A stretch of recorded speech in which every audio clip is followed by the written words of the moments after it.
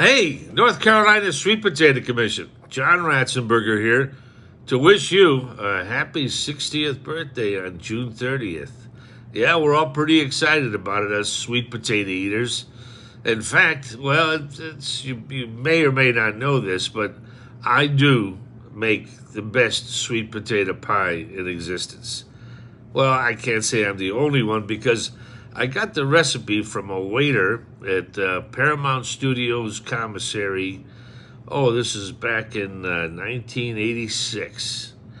And I've been making it every year since then, to great acclaim, I might add. And, and what I don't tell the people eating my pie is that, and something you all know, is that sweet potatoes are loaded with vitamin K, which helps in blood coagulation. And I got the best coagulating blood, I think, on the block.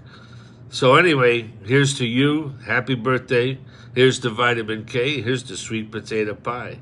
I think I'm going to go have a piece right now. All right. Take care. And I hope on your birthday cake, it's actually a birthday sweet potato pie. That'd be saying something. All right, my friends. God bless you.